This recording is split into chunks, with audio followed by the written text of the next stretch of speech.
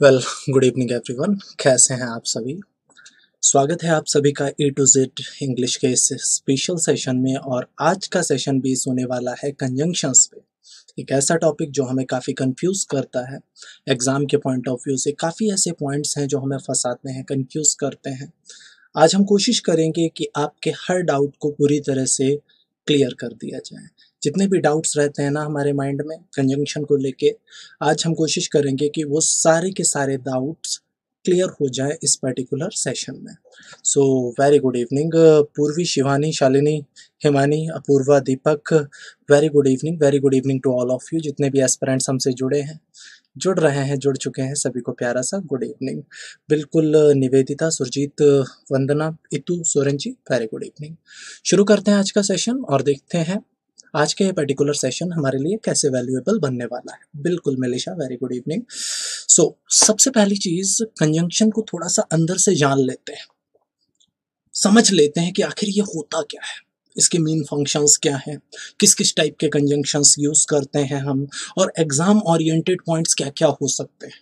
Conjunction से related question क्या क्या बनते हैं एसएससी एग्जाम्स, बैंक एग्जाम्स या किसी भी कॉम्पिटिटिव एग्जाम में कंजंक्शन से रिलेटेड आखिर पूछा क्या जाता है, किस टाइप के पॉइंट्स कंजंक्शन से बनते हैं, उन सारी ही चीज़ों पे आज हम बात करने वाले हैं। ठीक है ना? बिल्कुल। Kalyan, Geeta, Neha, very good evening, very good evening to all of you. So सबसे पहले देखो, समझ लेते हैं कंजंक्शन है क्या। अगर मैं बात करूं कंजंक्शन की, देखो प्रैक्टिकल सी बात समझना। कंजंक्शन, अब इसको दो पार्ट्स में डिवाइड करो जरा। एक बच रहा है कन और दूसरा बच रहा है जंक्शन। जंक्शन है आपके आसपास? कोई सुना है आपने? Lucknow junction, Bareilly junction, Moradabad junction, है जंक्शन आसपास? कभी सोचा जंक्शन को जंक्शन क्यों बोलते हैं? जंक्शन का काम क्या होता है? जहां पे दो या दो से ज्यादा लाइंस आके मिलती हैं प्लेसेस की, that the particular place is known as junction. ये जो जंक्ट रूट है ना, जंक्ट, ये जो रूट है, ये किसी भी वर्ड में आता है तो इसका मतलब होता है जोड़ना। मतलब जोड़ने का मीनिंग देगा वो पर्टिकुलर वर्ड, चाहे कोई भी। जंक्ट रूट जिसमें भी आता है वो वर्ड जोड़ने का सेंस देता है। ठीक है ना? तो वहीं से बना जंक्शन। और कंजंक्शन, कंजंक्शन को हिंदी में बोलते हैं संयोजक। संयोजक मतलब जोड़ने वाला, संयोजक मतलब जोड़ने वाला। अब जो वर्ड वर्ड्स को जोड़ेगा, सेंटेंसेस को जोड़ेगा, फ्रेजेस को जोड़ेगा, क्लॉजेस को जोड़ेगा, बिल्कुल मतलब सब कुछ जोड़ने का काम अपने आप में क्या करता है? कंजंक्शन करता है। वर्ड्स, सेंटेंसेस, फ्रेजेस, क्लॉजेस, सभी कुछ जोड़ने का काम क्या करता है? कंजंक्शन करता है हमारा। ठीक है? क्योंकि इसका फंक्शन ही इतना वास्ट है। स्ट्रक्चर्स को जोड़ना है तो कंजंक्शन की जरूरत है, क्लॉज को जोड़ना है तो कंजंक्शन की जरूरत है, इवन वर्ड्स को जोड़ना है तब भी कंजंक्शन की जरूरत है। इसलिए इससे एरर भी बहुत वास्ट लेवल से बनते हैं, अलग अलग टाइप से एरर्स इससे रिलेटेड बनते हैं। तो इसलिए ये टॉपिक और भी ज्यादा इंपॉर्टेंट हो जाता है हमारे लिए। ठीक है ना? सो अब एक प्रैक्टिकल सी बात समझना। अगर मैं डेफिनेशन की बात करूं, बिल्कुल कॉन्सेंट्रेट करना आज की चीजों पे। आज के बाद कोई भी डाउट नहीं रह जाएगा, डाउट्स 0% हो जाएंगे आपके कंजंक्शन से रिलेटेड, अगर आपने अच्छे से कॉन्सेंट्रेट किया चीजों पे। तो ध्यान से समझते हैं चीजों को। बिल्कुल निखिल, नमस्कार। बिल्कुल बिल्कुल बिल्कुल शिवानी। अब देखो, conjunctions are used to join clauses, phrases and words together for constructing sentences. conjunctions क्या है? यूज होते हैं ज्वाइन करने के लिए, क्या? क्लॉजेस, फ्रेजेस और वर्ड्स को एक साथ जोड़ने के लिए यूज होते हैं, एक सेंटेंस को कंस्ट्रक्ट करने के लिए। conjunctions make a link between among words or group of words to other part of a speech, parts of sentence and show a relation between among them. Conjunction क्या करता है? एक लिंक क्रिएट करता है words में, sentences में, और उनका रिलेशन सेंटेंस के अदर पार्ट से बता रहा होता है। ठीक है ना? अब यहां पे अगर हम देखें कंजंक्शन के टाइप्स क्या क्या है। कंजंक्शन क्या ज्वाइन करने का काम करता है? Words, sentences, phrases and clauses को। ठीक है? एक पार्ट का रिलेशन दूसरे से बता रहा होता है। ये जनरल चीज हो गई कंजंक्शन की डेफिनेशन। अगर मैं कंजंक्शन के टाइप्स की बात करूं तो कंजंक्शन जनरली 3 टाइप का होता है। इन जनरल कंजंक्शन को हम 3 पार्ट्स में डिवाइड कर सकते हैं। एक होता है कोऑर्डिनेटिंग कंजंक्शन, सेकंड क्या हो गया कोरिलेटिव कंजंक्शन, और थर्ड क्या हो गया सब ऑर्डिनेटिंग कंजंक्शन। अब थोड़ा सा डेप्थ से इनको देखते हैं कि आखिर ये 3 पार्ट्स का है क्या, और ये अलग अलग जो टाइप हैं कंजंक्शन की ये होते क्या है। ये कोऑर्डिनेटिंग क्या होता है, सबऑर्डिनेटिंग क्या होता है, कोरिलेटिव क्या होता है। अगर आपको पता है तो चैट बॉक्स में बताते रहो, मैं देख रहा हूं सभी के आंसर, ठीक है।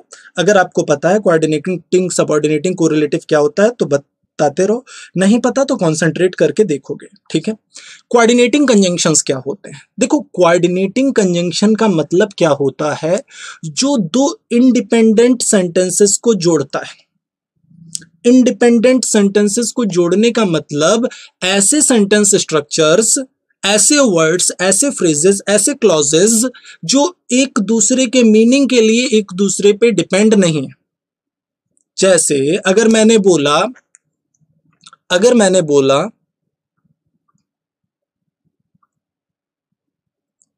आई एम गोइंग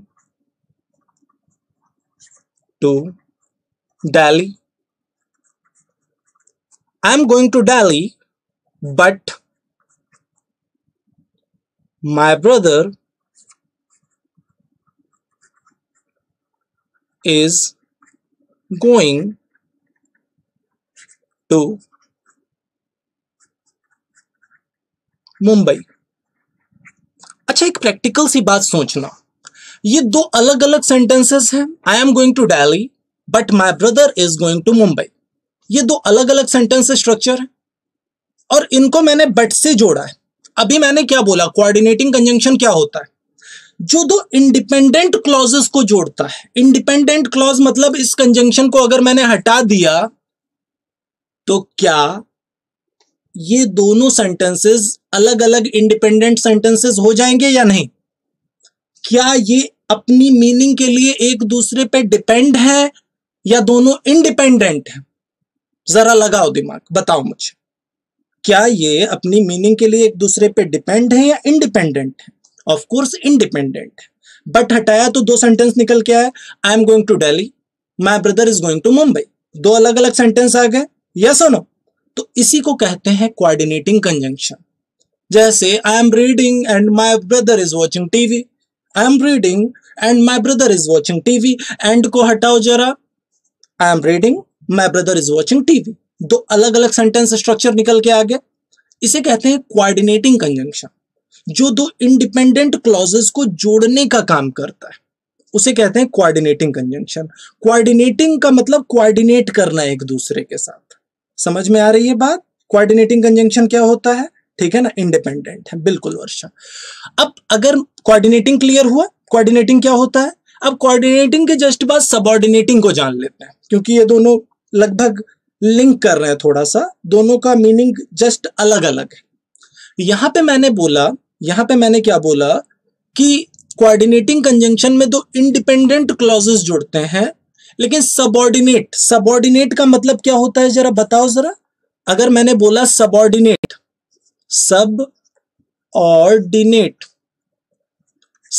मीन्स क्या होता है, सहायक। जैसे मैंने बोला ये मेरा सबऑर्डिनेट है, मतलब मेरा सहायक है, मेरी हेल्प करता है काम को करने में, ठीक है। तो अब सबऑर्डिनेटिंग कंजंक्शन का मतलब आप खुद ही समझ रहे होंगे। सबऑर्डिनेटिंग क्या होता है, जहां पे एक दूसरे की मदद कर रहा होता है, एक दूसरे की मदद कर रहा होता है मतलब क्या, एक इंडिपेंडेंट क्लॉज होगा और दूसरा डिपेंडेंट क्लॉज होगा।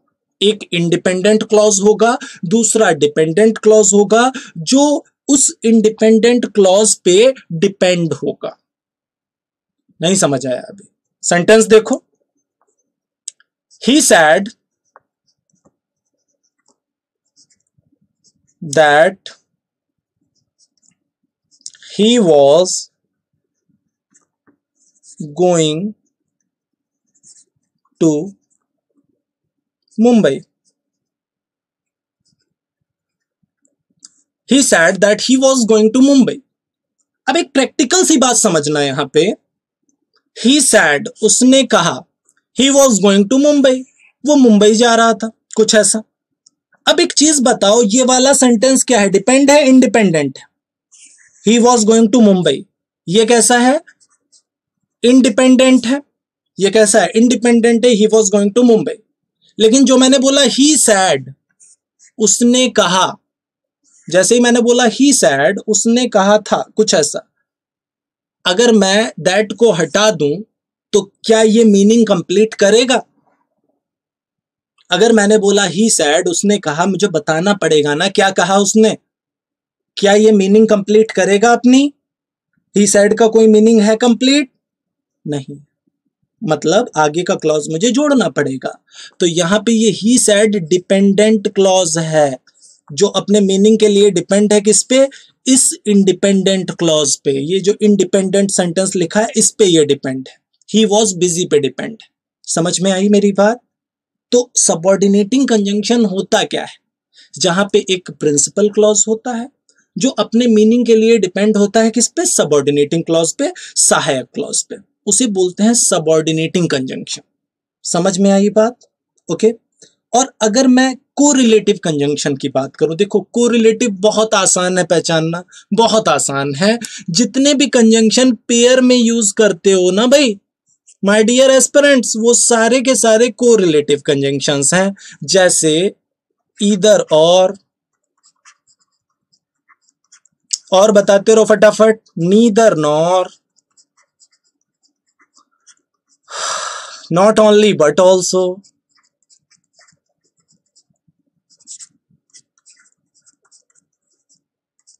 ये सब क्या है, कोरिलेटिव कंजंक्शन है। कोरिलेटिव का मतलब जो कोरिलेशन बताते हैं।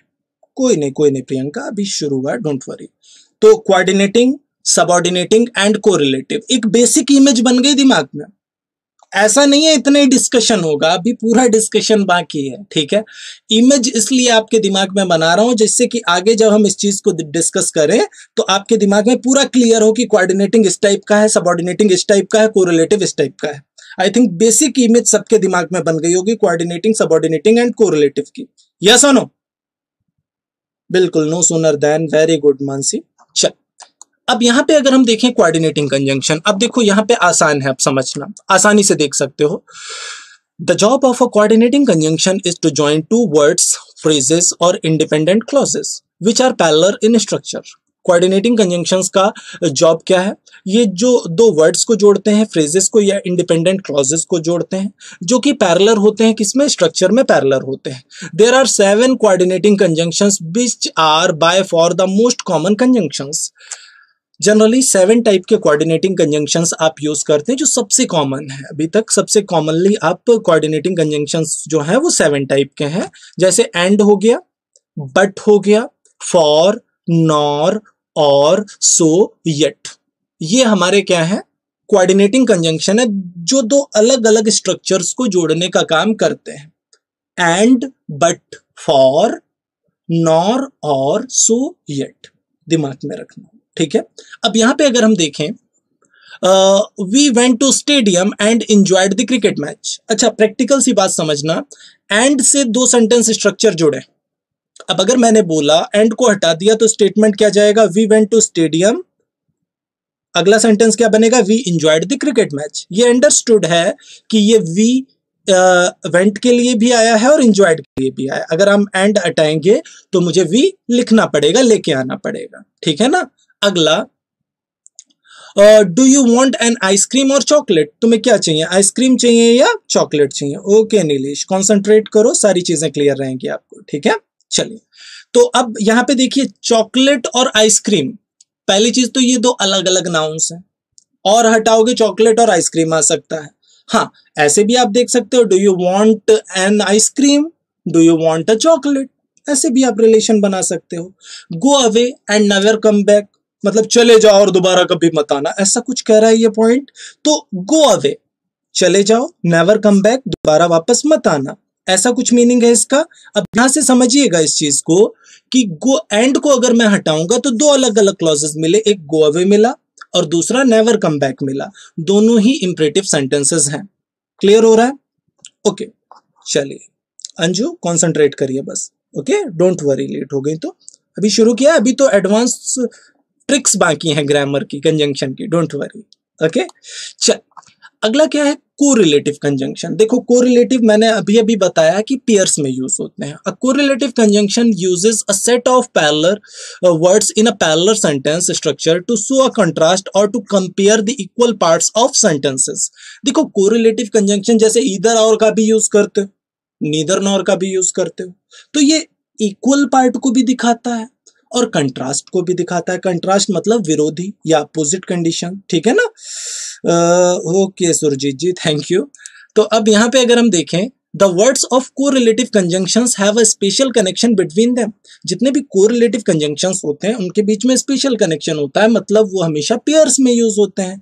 जैसे not only but also say जुड़ता है, ईदर और से जुड़ता है, नीदर नॉर से जुड़ता है, बोथ एंड से जुड़ता है, नॉट बट से जुड़ता है और वेदर और से जुड़ता है।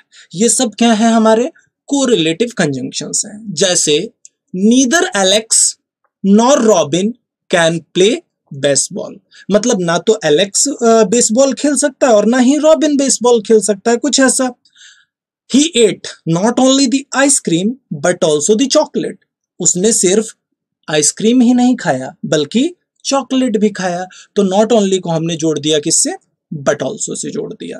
तो जितने भी ये पेयर्स में यूज होते हैं कंजंक्शन, ये सब क्या है, हमारे कोरिलेटिव कंजंक्शंस हैं। अभी अभी हम डिस्कस कर चुके हैं, ठीक है। अगला पॉइंट क्या है, सबऑर्डिनेटिंग कंजंक्शन। सबऑर्डिनेटिंग मतलब सहायक, जहां पे एक प्रिंसिपल क्लॉज होता है और एक सहायक क्लॉज होता है। एक डिपेंडेंट क्लॉज और एक इंडिपेंडेंट क्लॉज। जो इंडिपेंडेंट क्लॉज है वो अपनी मीनिंग के लिए डिपेंडेंट क्लॉज पे डिपेंड करता है, उसको बोलते हैं सबऑर्डिनेटिंग कंजंक्शन। जैसे a subordinating conjunction joins elements of an unparalleled sentence structure. These elements are usually a dependent clause and an independent clause. ये दो ऐसे स्ट्रक्चर को जोड़ता है जहां पे एक इंडिपेंडेंट क्लॉज होता है और दूसरा डिपेंडेंट क्लॉज होता है। Most commonly use subordinating conjunctions are, सबसे ज्यादा कॉमनली जो सबऑर्डिनेटिंग कंजंक्शंस यूज किए जाते हैं वो क्या है, after, how, then, when, although, if, that, where, as, in order that, in order to का भी यूज करते हैं हम, दो का यूज करते हैं, which, as much as, unless, while, because, provided, until, whom का यूज भी करते हैं, before, since, what, whoever, whomever। ये सब क्या है, हमारे सबऑर्डिनेटिंग कंजंक्शंस हैं। अभी इसकी अगर हम एग्जांपल देखें तो और अच्छे से क्लियर होगा, यस और नो। चल अब एग्जांपल देख लेते हैं। Before we left home I had my breakfast. Before we left home I had my breakfast. अभी कुछ लोगों को तो लग रहा होगा सर ये हैड ही गलत है, लग रहा है ना कुछ लोगों को हैड गलत है। तो भाई समझ लो एक बात को, जैसे हैव का यूज दो टाइप से करते हैं। हैव हेल्पिंग वर्ब की तरह भी यूज होता है परफेक्ट टेंस में, और हैव का मतलब टेक भी होता है। क्या होता है, टेक भी होता है। हैव का मतलब टेक भी होता है। जैसे अगर मैंने बोला I M having my lunch. If I am saying I am having my lunch means I am taking my lunch. तो यहाँ पे having किसको डिनोट कर रहा है, taking को डिनोट कर रहा है। having किसको डिनोट कर रहा है, taking को डिनोट कर रहा है। तो have means take होता है, तो had means क्या हो जाएगा भाई, मेन वर्ब की तरह। had का मतलब taken हो जाएगा। समझ आ रही है मेरी बात, मैं क्या कह रहा हूं। और आप अच्छी तरह से जानते हैं जितने भी परफेक्ट टेंस होते हैं, चाहे वो प्रेजेंट परफेक्ट हो, चाहे वो पास्ट परफेक्ट हो, चाहे वो फ्यूचर परफेक्ट हो, जितने भी परफेक्ट टेंसेस होते हैं उसमें हमेशा वर्ब की थर्ड फॉर्म आती है, यस और नो। अब यहां से अगर हम देखें तो हमें एक चीज समझ आ रही है, हम हैज, हैव और हैड, हैज, हैव, हैड, इन तीनों के ही साथ हैड का यूज कर सकते हैं। हैज, हैव और हैड, इन तीनों के ही साथ हैड का यूज कर सकते हैं, एंड इट्स एब्सोल्युटली करेक्ट। यहां पे इस हैड का मतलब क्या होगा, टेकन होगा, मतलब ये मेन वर्ब की तरह यूज होगा। समझ में आ गई बात, यस और नो।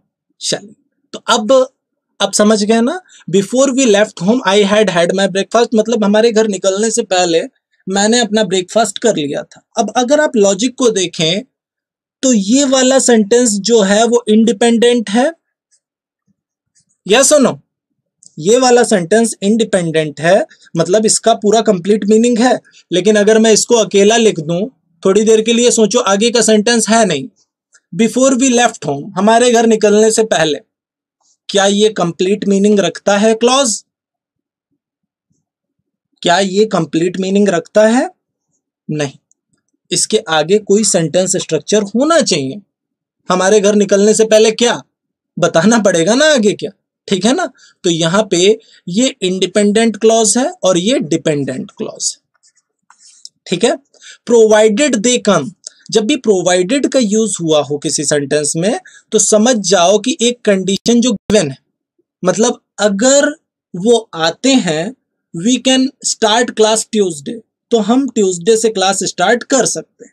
प्रोवाइडेड दे कम, मतलब अगर वो आते हैं ट्यूसडे को, we can class start class Tuesday.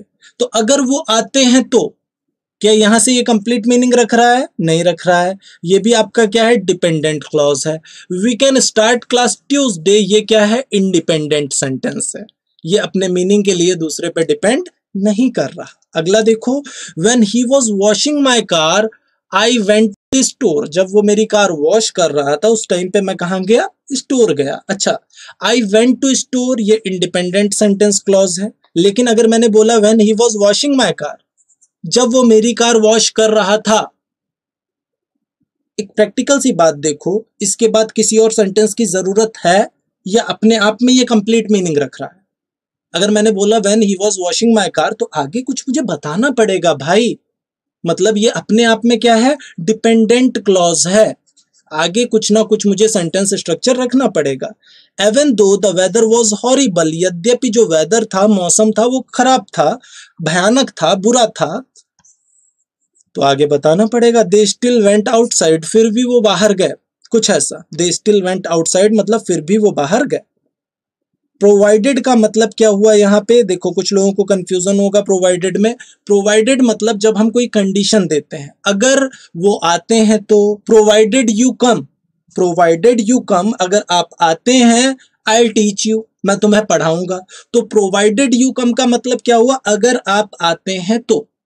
समझ में आई भावनाएं? ओके, चलिए नेक्स्ट पॉइंट की ओर बढ़ते हैं। बिल्कुल नया, क्लियर है ना? Very good. Next one, conjunction के एडवांस ग्रामर रूल्स पे चलने जा रहे हैं हम लोग।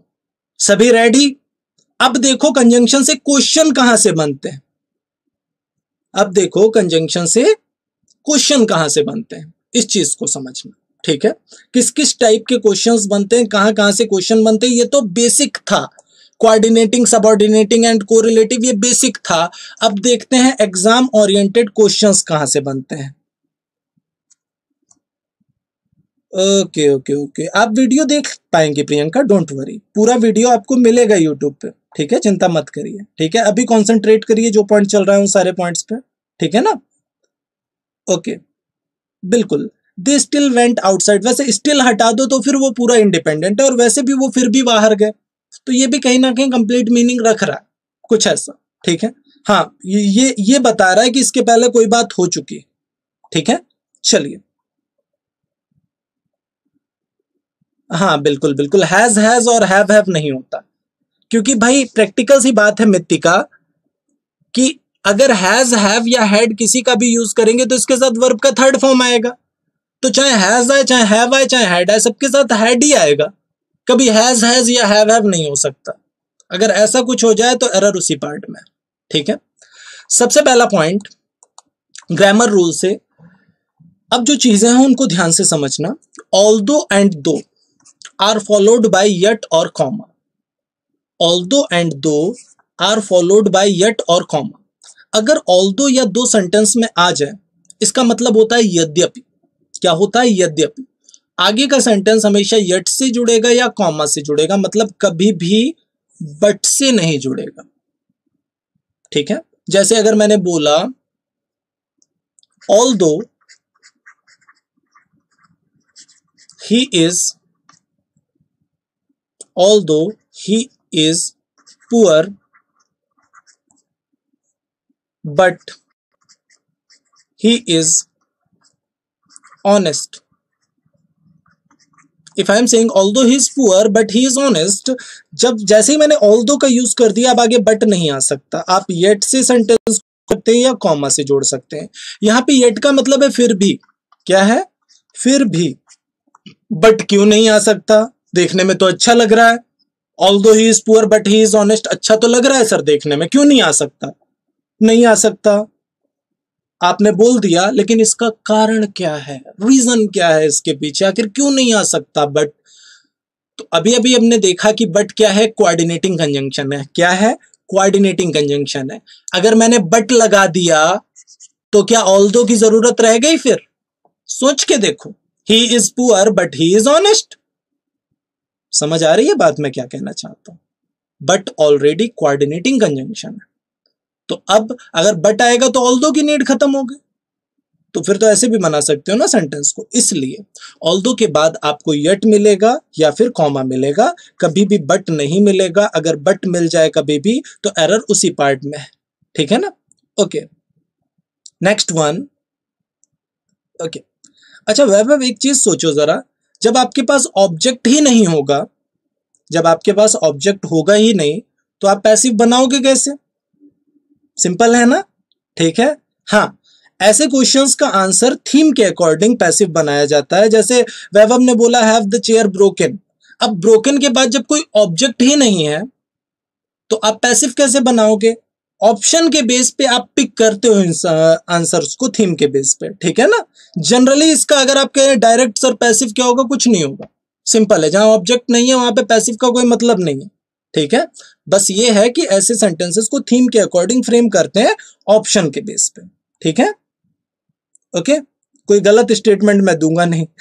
सिंपल है, क्योंकि एक्चुअल में जब ऑब्जेक्ट नहीं है तो ऑप्शन तो सारे गलत हैं, फिर वहां पे हमें प्रेफरेंस देना पड़ता है कौन सा कम गलत है। ठीक है ना? Don't worry. सो अब यहां पे अगर हम देखें तो ये चीज क्लियर है आप सभी को। ऑल्दो शी वॉज टायर्ड, मतलब वो क्या थी? टायर्ड थी। But she went on working, लेकिन फिर भी वो काम पे गई, कुछ ऐसा। तो अब बट को आपको हटाना है, आपको कॉमा लगाना है या पियट लगा दीजिए, कोई फर्क नहीं पड़ता। ठीक है ना? सो स्टेटमेंट क्या गया? Although she was tired yet she went on working. Although she was tired yet she went on working, कुछ ऐसा स्टेटमेंट गया। Both should be followed bye and, it should be used in the positive sense. Okay okay okay okay okay, चलिए next one. अब एक practical सी बात समझना, अगर हम बोथ की बात करते हैं तो बोथ हमेशा रिलेट करता है किससे? एंड से रिलेट करता है। आप सभी जानते हैं अच्छी तरह से। ठीक है ना? बोथ का यूज जब भी हम करते हैं तो बोथ हमेशा एंड से जुड़ता है। और एक प्रैक्टिकल सी बात समझना, बोथ का यूज आप पॉजिटिव स्ट्रक्चर्स में कर रहे होते हैं। किस में करते हैं? पॉजिटिव स्ट्रक्चर में करते हैं। और नीदर नॉर का यूज आप नेगेटिव स्ट्रक्चर्स में करते हैं। नीदर नॉर का यूज आप नेगेटिव स्ट्रक्चर्स में करते हैं। जैसे both Ravi as well as Raja were present there. अब देखो एक चीज समझना, बोथ के बाद एज वेल एज तो मिलेगा नहीं, एंड मिलेगा। अगर प्रेजेंट थे तो आपने बोथ एंड का यूज किया, लेकिन अगर ये स्टेटमेंट नेगेटिव होता, जरा सोच के देखना, अगर ये स्टेटमेंट नेगेटिव होगा, मान लीजिए ना तो रवि प्रेजेंट था ना ही राजा प्रेजेंट था, both Ravi and Raja were not present. अगर कुछ ऐसा सेंटेंस होता तो ये गलत तो हो जाता। अगर मैं वर के साथ नॉट लगा देता तो ये स्टेटमेंट गलत हो जाता। मतलब क्या? अब मुझे बोलना पड़ता neither Ravi nor Raja was present. तो इसके कहने का मतलब ये है कि बोथ के साथ एंड आता है, ये तो क्लियर है, लेकिन बोथ के बाद में जो एंड आएगा वो आता हमेशा पॉजिटिव स्ट्रक्चर में, कभी नेगेटिव स्ट्रक्चर में नहीं आता। ठीक है ना? चल नेक्स्ट वन। जब भी हम ईदर और का यूज करते हैं, नीदर नॉर का यूज करते हैं, both and not only but also should be followed bye same part of speech. इनके बाद जो पार्ट ऑफ स्पीच आती है वो सेम आती है। ठीक है, जैसे एक स्टेटमेंट मैंने आपको कराया था अभी, जैसे एक स्टेटमेंट था आपके एग्जाम में 2 टाइम्स, उस टाइप के आपको स्ट्रक्चर्स मिले। ध्यान से समझिएगा, मैंने एक डैम से रिलेटेड स्टेटमेंट्स कराया था आपको, जो गोल्डन ट्रिक्स मैं बता रहा था। सेंटेंस कुछ ऐसा था आपके exam oriented, not only dams save water,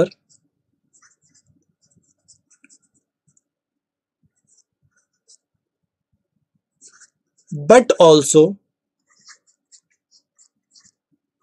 produce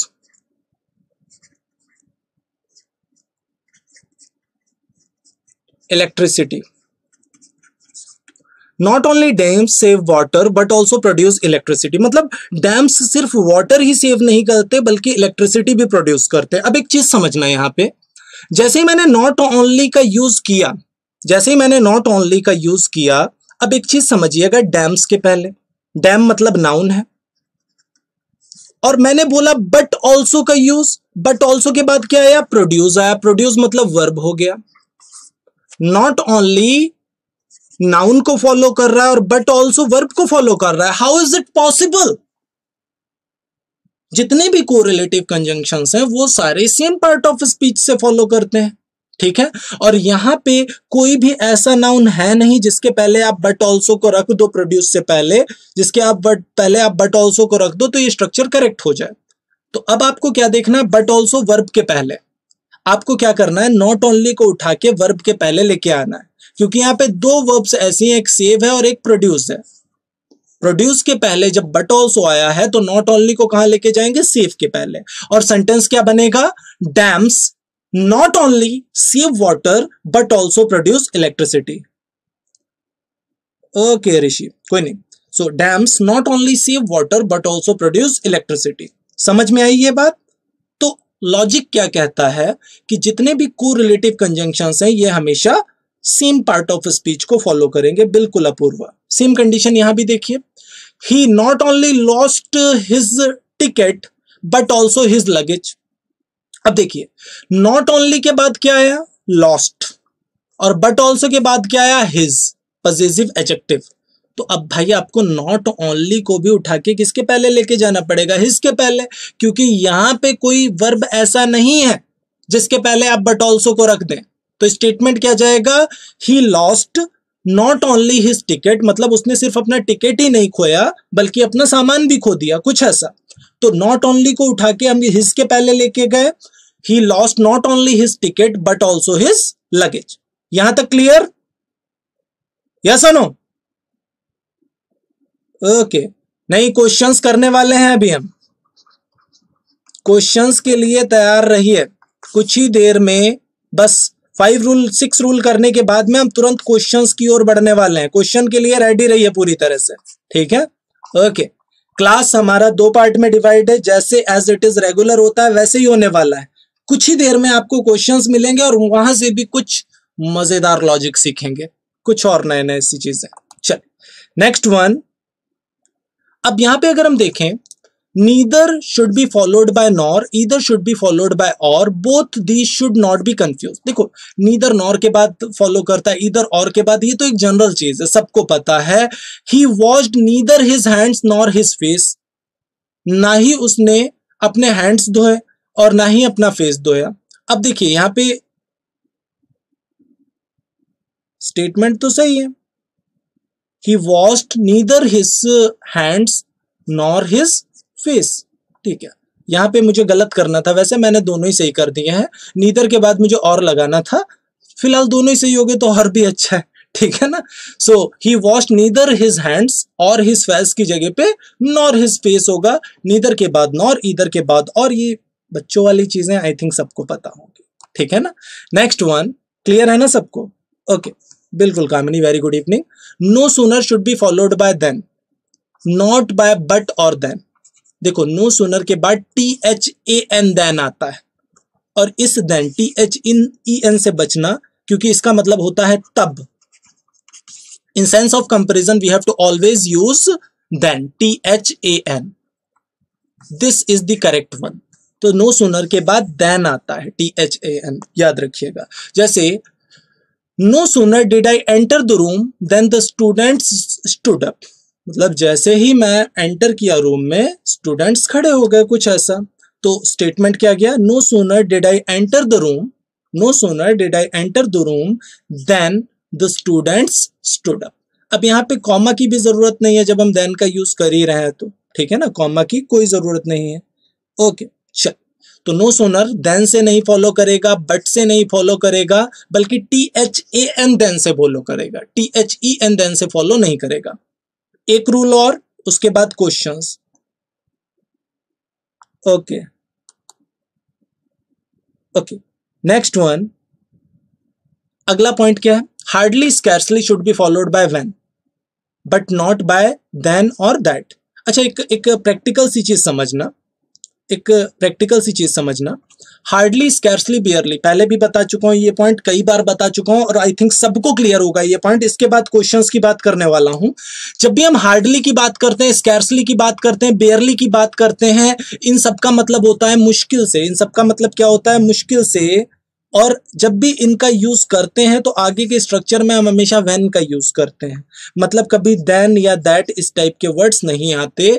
I had scarcely entered the room then the phone rang। अब देखिए, मतलब मैं रूम में एंटर किया ही था, मैं मुश्किल से रूम में आया ही था कि फोन रिंग हो गया, कुछ ऐसा स्टेटमेंट जाएगा। तो यहाँ पे I had scarcely entered the room, then की जगह पे हमें क्या यूज करना है, व्हेन का यूज करना है। देन की जगह पे क्या आएगा, व्हेन आएगा। आई had scarcely entered the room when the phone rang, कुछ ऐसा याद रखना। हार्डली, स्कैर्सली, बियरली, इनके बाद कभी देन नहीं आता, इनके बाद कभी दैट नहीं आता, हमेशा व्हेन का यूज ही करेंगे। ओके, मुझे हार्डली और आर्ट में डिफरेंस बताओ please. Mansi ji, you worked hard, you worked hard, you worked hardly। चलो, मैंने दो सेंटेंसेस ले लिए, you worked hard and you worked hardly। you worked hard मतलब आपने मेहनत की, मैं तारीफ कर रहा हूं, आपने बहुत मेहनत की, कुछ ऐसा, मेहनत से काम किया। you worked hardly मतलब आपने मुश्किल से ही मेहनत की, मुश्किल से ही मेहनत की मतलब ना के बराबर, मेहनत वेहनत कुछ नहीं की। अब यहाँ पे बुराई चल रही है, समझ में आ गई बात, यहाँ पे मैं तारीफ कर रहा हूं और यहाँ पे बुराई चल रही है। आपने मुश्किल से ही मेहनत की मतलब नहीं की, कुछ ऐसा। लॉजिक समझ आया? ओके क्या बात है गुरुजी, ठीक है, डन। चल, क्वेश्चंस के लिए सभी रेडी? यस और नो?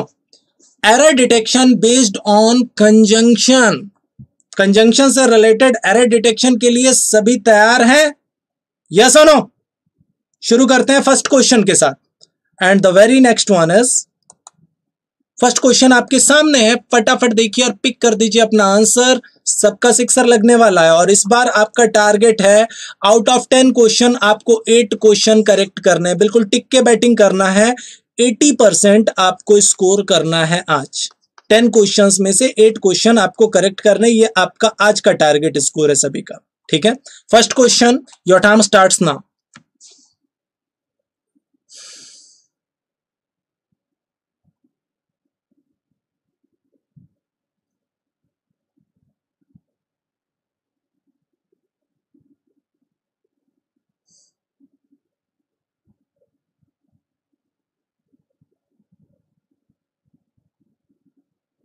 Very good. अच्छा, जैसे ही मैंने ऑल्दो की बात की, मैंने बोला था भी ऑल्दो या दो, जब भी मैं ऑल्दो या दो की बात करता हूं तो उसके बाद क्या आता है, यट आता है या कॉमा आता है, बट नहीं आता। Although they listen to me, भले ही उन्होंने मेरी बात सुनी, yet their actions proved otherwise, लेकिन उन्होंने उसके ऊपर ध्यान नहीं दिया, जो मैं चाहता था वैसा ना करके उसका अपोजिट किया, कुछ ऐसा कहना चाहता है। तो पॉइंट क्या जाएगा हमारा, second part, B part is the correct answer. सबका सिक्सर लग चुका है, वेल डन। नेक्स्ट पॉइंट, यहां से बहुत ही प्यारा लॉजिक एक आपको अभी के अभी मिलने वाला है, तैयार रहिए कुछ नया सीखने के लिए। Your time starts now. English by Nitin Mahendras, okay, हाँ बिल्कुल, इसे आप ज्वाइन कर सकते हैं। English by Nitin Mahendras Telegram channel, यहाँ पे आपको पीडीएफ एंड ऑल सारी चीजें मिल जाएंगी, डोंट वरी। इस सेशन की पीडीएफ मैं तुरंत ही दे देता हूँ आपको शाम को, ठीक है। बाकी सारी चीजें जो भी आपको क्लियर करना है इसी से रिलेटेड ग्रुप से जुड़ जाइए, ओके। अच्छा, such was his pronunciation as I could not understand him. Such was his pronunciation as I could not understand him. अच्छा, एक प्रैक्टिकल सी बात समझना, यहां पे एक प्रैक्टिकल सी बात समझना, सच एज होगा या सच दैट होगा, सच एज या सच दैट, प्रैक्टिकल सी बात समझना। सच एज, सच के साथ एज भी आता है और सच के साथ दैट भी आता है। सच एज जब भी हम जनरल कुछ बोल रहे होते हैं, जनरल पॉइंट या एग्जाम्पल दे रहे होते हैं तो सच एज आता है। सच दैट किस लिए यूज होता है? Intensity of impact, intensity of impact means क्या हुआ? प्रभाव की तीव्रता। इंटेंसिटी मीन्स तीव्रता होता है, इंपैक्ट मीन्स प्रभाव होता है। कुछ भी सामने हुआ उसका जो प्रभाव पड़ा मेरे ऊपर, जो इंपैक्ट पड़ा, उसको बताता है सच दैट। समझ में आया? समझ आया? तो अगर मैंने बोला he looked at the child in such anger that he began to cry, जैसे अगर मैंने बोला he looked at the child in such anger that he began to cry, मतलब उसने चाइल्ड की तरफ, बच्चे की तरफ इतने गुस्से से देखा कि वो रोने लगा, चीखने लगा, चिल्लाने लगा। तो उसके देखने की इंटेंसिटी का इंपैक्ट किस पे पड़ा? प्रभाव की तीव्रता किस पे पड़ी? बच्चे पे पड़ी, तभी तो वो रोने लगा। समझ में आ रही है बात? कोई बच्चा याद आया ऐसा? ओके, तो अब यहाँ पे इंपैक्ट पड़ रहा है ना, उसका प्रोनाउंसिएशन ऐसा था कि मैं उसे समझ ही नहीं पाया, मैं उसकी बात ही नहीं समझ पाया, मतलब उसके बोलने का इंपैक्ट मुझ पे पड़ा। तो एज आएगा, दैट आएगा, दैट का यूज करेंगे तब स्टेटमेंट करेक्ट होगा। समझ आया माय डियर एस्पिरेंट्स? ठीक है, बिल्कुल सभी का आंसर करेक्ट है। Very good everyone, I think सबको लॉजिक क्लियर हो गया होगा। सच एज मतलब जैसे एग्जांपल दे रहे होते हैं ना, सच एज, या फिर एक जनरल वे में कुछ भी पॉजिटिव सेंस में बोल दिया किसी चीज के बारे में, जैसे everyone follow such rules as have been mentioned by the institution, institution के द्वारा जो रूल्स फॉलो किए गए हैं वो सबको जनरली फॉलो करने, कुछ ऐसा, सच एज। ठीक है ना? Okay, next question, he asked that who I was. फटाफट देखो और पिक करो answer. Your time starts now. बहुत ही आसान क्वेश्चन है, अगले 5 सेकंड के अंदर सबका आंसर आ जाना चाहिए इसका। बिल्कुल बिल्कुल, सरिता, ज्योति, नेहा, सभी का आंसर करेक्ट है। बिल्कुल, Shivani, Vandana, Ritesh very good, Hitesh very good, बच्चे पर पड़ा, बिल्कुल।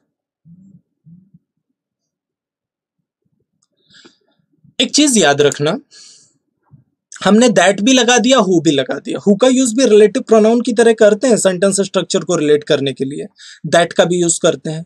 क्या ये हु और दैट दोनों एक साथ आएंगे? नहीं ना, जब हु आ गया तो दैट का कोई नीड नहीं है यहाँ पे। I asked who I was, I asked who I was, कुछ ऐसा स्टेटमेंट जाएगा, तो दैट की यहाँ पे कोई भी नीड नहीं है इस स्ट्रक्चर में। ठीक है ना? I asked who I was, कुछ ऐसा। सभी का आंसर करेक्ट है।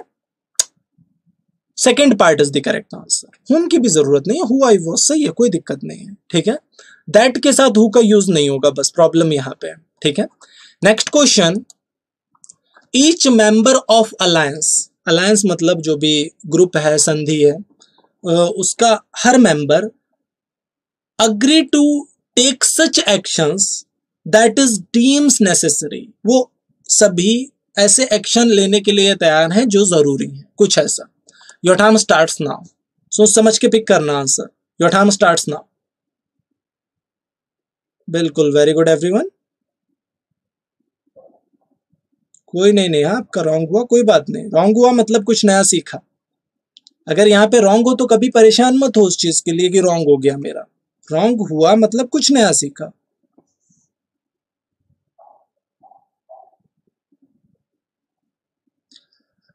एक चीज समझना विवेक, एक प्रैक्टिकल सी बात समझना, जब डायरेक्ट में किसी को लिखते हैं सेंटेंस को डायरेक्ट में,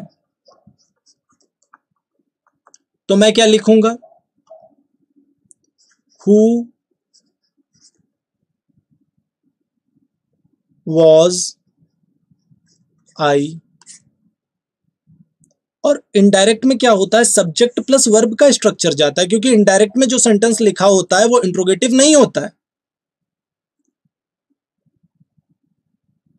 आप सुपर हीरो से कम नहीं। नहीं, मैं सुपर हीरो नहीं हूं, हमें सुपर ह्यूमन बनना है हम सबको, सुपर ऑफिसर्स। हाँ, सो अब यहां पे अगर हम देखें तो जब डायरेक्ट से देखो, इस सेंटेंस को मैं एक बार और क्लियर जरूर करूंगा। हु आई वॉज, ये सेंटेंस डायरेक्ट में लिखा है इनडायरेक्ट में लिखा है? इनडायरेक्ट में लिखा है। अगर ये क्वेश्चन होता तो यहां क्वेश्चन मार्क नहीं होता। सोचो, जैसे उसने मुझसे पूछा हु आर यू, तुम कौन हो? हु आर यू, तुम कौन हो? अब इसको इनडायरेक्ट में बनाएंगे तो क्या बनेगा? He asked who I was. तो ये इनडायरेक्ट में सेंटेंस लिखा हुआ है, इसलिए हु के बाद आई आया फिर वॉस आया। इसमें कभी कंफ्यूज मत होना, यहां क्वेश्चन मार्क नहीं लगा है, क्योंकि जब आपने मुझसे पूछा हु आर यू तो वो क्वेश्चन था, लेकिन मैं आपकी बात जब किसी को बता रहा हूं ना, उसने मुझसे पूछा कि मैं कौन, तो ये क्वेश्चन है, इंफॉर्मेशन है। प्रैक्टिकल सी बात सोचो, जब मैं सामने वाले से बोल रहा हूं कि उसने मुझसे ऐसा पूछा, तो ये क्वेश्चन है, इंफॉर्मेशन है? इंफॉर्मेशन है। लॉजिक क्लियर हुआ? ओके, ठीक है। तो अब यहां पे बिल्कुल आपकी सारी क्लास कहां मिलेगी, बस मेरा नाम सर्च कर लो, नितिन महेंद्रास। नितिन महेंद्रास। आप गूगल से, यूट्यूब से, जहां से भी सर्च करना है सर्च कर लो।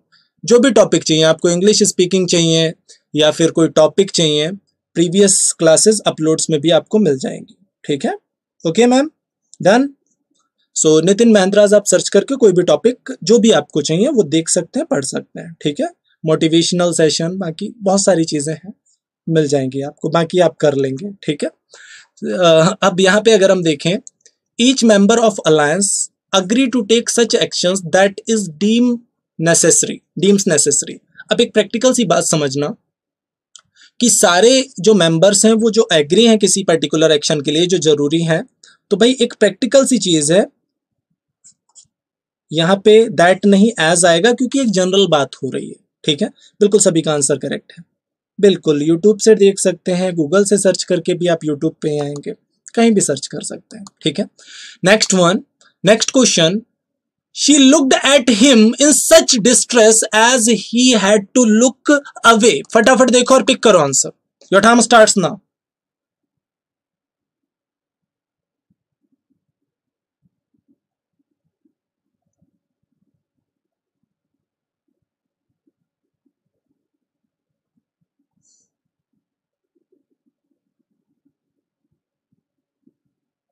बिल्कुल मेंबर्स सही है दीपक, डोंट वरी।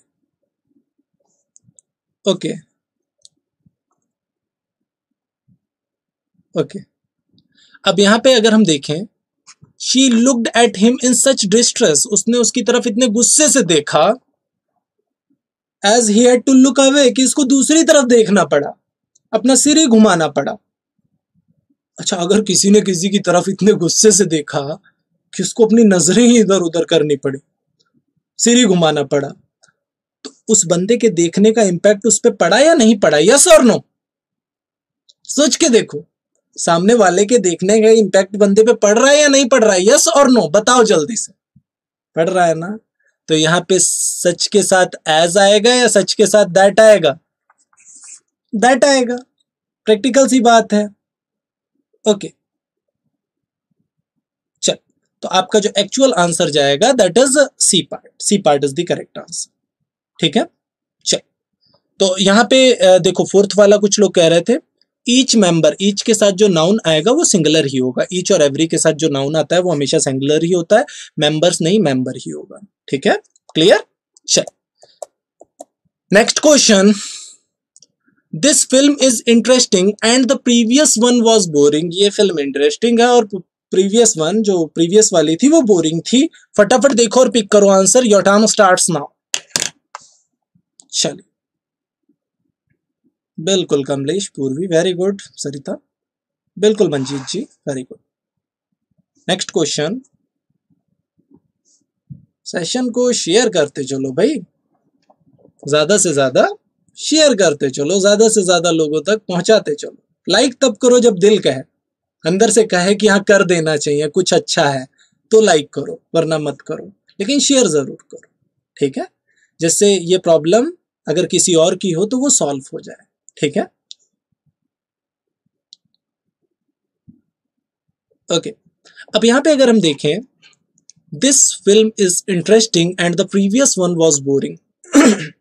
सॉरी, जब भी हम दो अलग अलग स्ट्रक्चर्स को लेते हैं, एक पॉजिटिव बात कर रहा है और दूसरा नेगेटिव बात कर रहा है, मतलब ये फिल्म इंटरेस्टिंग है और प्रीवियस वन वाली बोरिंग थी, तो ये जो एक पॉजिटिव और एक नेगेटिव स्ट्रक्चर को रिलेट करने की बात कर रहा है।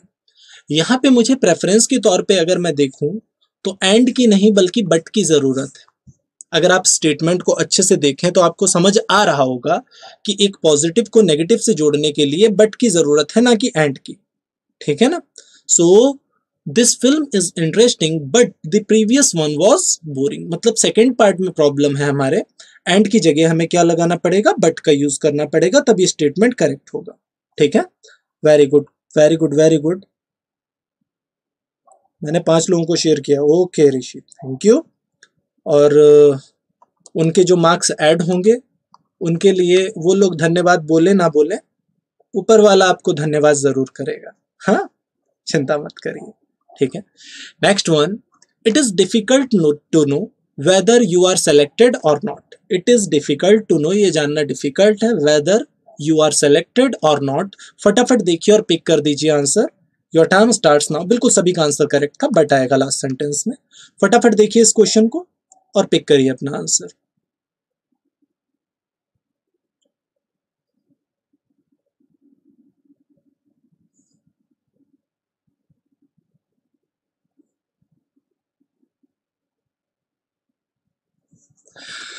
ओके, अच्छा, एक प्रैक्टिकल सी बात समझना, it is difficult to know, ये समझना या जानना डिफिकल्ट है, whether you are selected or not, कि आप सेलेक्ट हुए हैं या नहीं। क्या वेदर और को रिलेट करता है? करता है।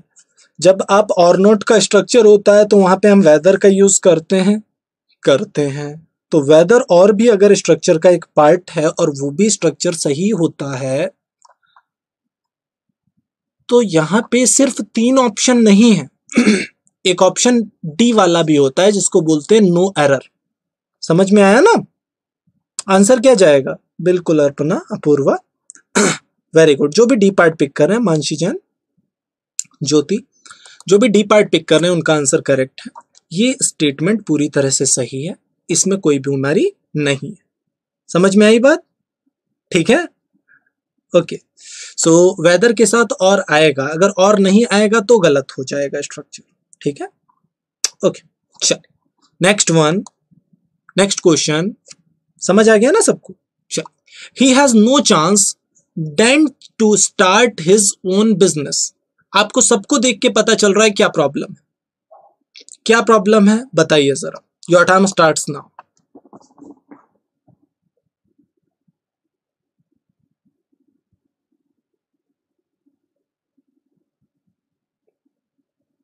नेहा, वेदर के बाद हम और का यूज करते हैं एज ए स्ट्रक्चर, तो वेदर और मतलब ऐसा हुआ या नहीं उस सेंस में ही हम यूज करते हैं ना वेदर और का, तो वो स्ट्रक्चर इसलिए सही है वहां पे। ओके,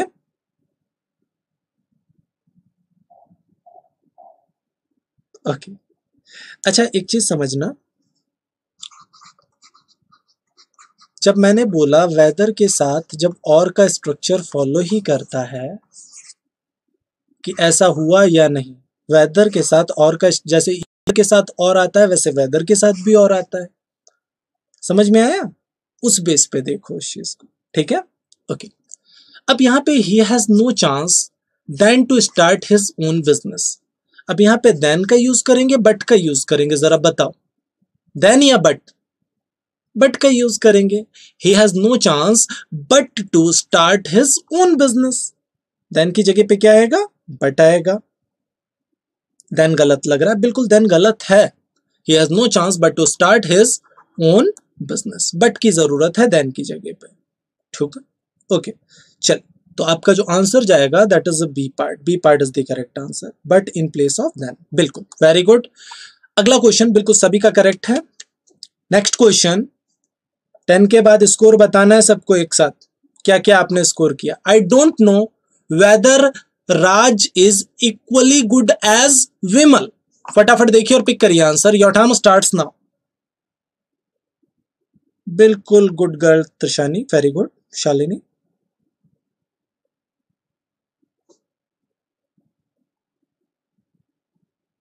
बिल्कुल बिल्कुल। जनरली देखो, वेदर का यूज हम पॉजिटिव नेगेटिव में करते हैं, जनरली नेगेटिविटी को भी दिखाता है ज्यादातर, ठीक है, वेदर। और I don't know whether Raj is equally good as Vimal. अच्छा, इक्वली गुड एज विमल होगा या एज गुड एज विमल होगा?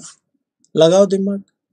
इक्वली गुड एज विमल, एज गुड एज विमल, एज का स्ट्रक्चर फॉलो करेगा ना? यस और नो? एज का स्ट्रक्चर वहां पे मिलेगा हमें। तो I don't know whether Raj is as good as Vimal, कुछ ऐसा स्टेटमेंट जाएगा, ठीक है ना?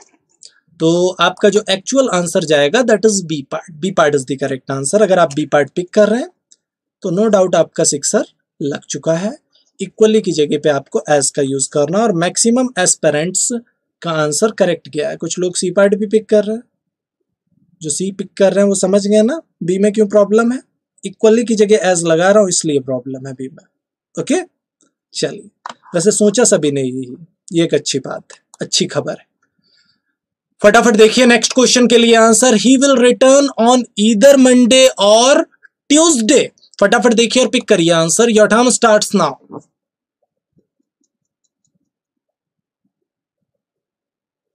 बिल्कुल ब्लैक कोबरा जी, वेरी गुड। पूर्वी, Ratnesh, okay, Kamlesh, Viresh Sharma,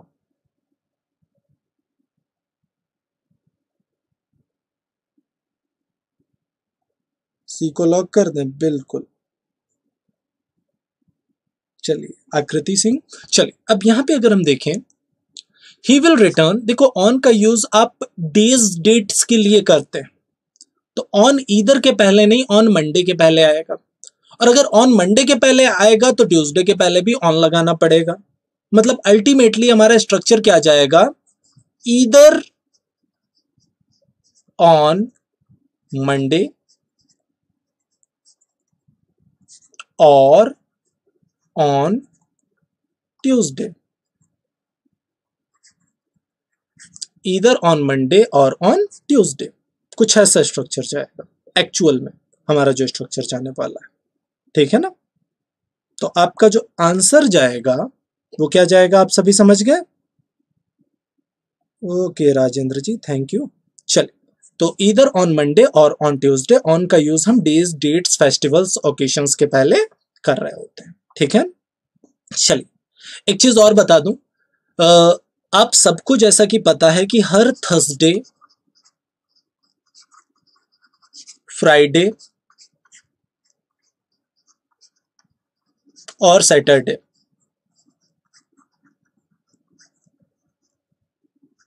CET paper discussion होता है। क्या होता है? सीईटी एसटी डिस्कशन होता है, ठीक है? सीईटी एसटी डिस्कशन होगा। थर्सडे को 10th लेवल का एसटी डिस्कस होगा। सीईटी मतलब कॉमन एलिजिबिलिटी टेस्ट, जो आगे आपके होने हैं सारी पर्टिकुलर परीक्षाओं के लिए। फ्राइडे को 12th लेवल का होगा और सैटरडे को ग्रेजुएशन लेवल का होगा। ठीक है, Thursday 10th level, Friday 12th level और सैटरडे ग्रेजुएशन लेवल। ठीक है, कल है थर्सडे और ये होता किस टाइम पे है? 3 PM पे, 3 बजे होता है। कहाँ होता है? इसी महिंद्रा के ऑफिशियल यूट्यूब चैनल पे होता है। ठीक है, तो कल थर्सडे है, कल 10th लेवल होगा, द डे आफ्टर टुमारो आपका जो टेस्ट होगा फ्राइडे को वो 12th लेवल का होगा और सैटरडे को ग्रेजुएशन लेवल का होगा। 3 बजे 3 दिन हफ्ते में ये टेस्ट होते हैं, दिमाग में रखिएगा इस चीज को। ठीक है ना। दूसरी चीज, कल का जो सेशन है वो है A to Z इंग्लिश का सेशन, कंजंक्शन पार्ट 2। कंजंक्शन से रिलेटेड कुछ और एड ऑन पॉइंट्स पे बात करूंगा प्रीवियस ईयर क्वेश्चंस के साथ। एड ऑन पॉइंट्स कंजंक्शन से related plus previous year questions, ये सारी चीजें डिस्कस करूंगा। ओके, सो समझ में आ गया? ओके, कल क्या होने वाला है? कल पेपर डिस्कशन में भी आपको काफी फायदा मिलेगा। एक चीज याद रखिए, जो पेपर डिस्कशन होता है CAT का, उसमें भी जो अपकमिंग आपके आने वाले एग्जाम है उसी से रिलेटेड क्वेश्चंस हैं कहीं ना कहीं। ठीक है, तो 3 बजे 3 PM और 5:30 PM, 5:30 PM पे तो ये A to Z इंग्लिश हमारा चल ही रहा है। 5:30 PM अगले 3 दिनों के लिए ये टाइम याद रखना। बाकी 5:30 PM पे तो रेगुलर हम मिलते ही, ये तो मेरा फिक्स टाइम रेगुलर का है ही है। ठीक है, ज्यादातर एस्पिरेंट्स 8 आंसर्स 9 आंसर्स लेके आ रहे हैं जो मैं देख रहा हूँ, ये एक अच्छा स्कोर है। आई होप आज आपको क्लास में मजा आया होगा, कुछ ना कुछ नया आपने जरूर सीखा होगा। अगर सेशन में मजा आया, कुछ भी नया सीखा तो सेशन को लाइक करिए, अगर दिल कहे तो। ठीक है, कमेंट करिए, अपने एक्सपीरियंस को जरूर शेयर करिए। जब आप बताते हैं अपने एक्सपीरियंस के बारे में तो उससे मोटिवेशन मिलता है कुछ और नई चीजें आपके लिए लाने का।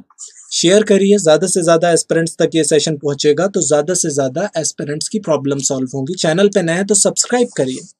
मिलते हैं आपसे नेक्स्ट धमाकेदार से सेशन में कुछ और नए कॉन्सेप्ट्स और नई चीजों के साथ। कल दोपहर में 3 बजे पेपर सॉल्व कराऊंगा, ST डिस्कशन कराऊंगा और 5:30 PM पे कंजंक्शन के पार्ट 2 में हमारी और आपकी मुलाकात होगी। इसी समय महिंद्रा के ऑफिशियल यूट्यूब चैनल पे, Telegram channel English by Nitin Mahindras, उसे ज्वाइन कर लेंगे। Thank you.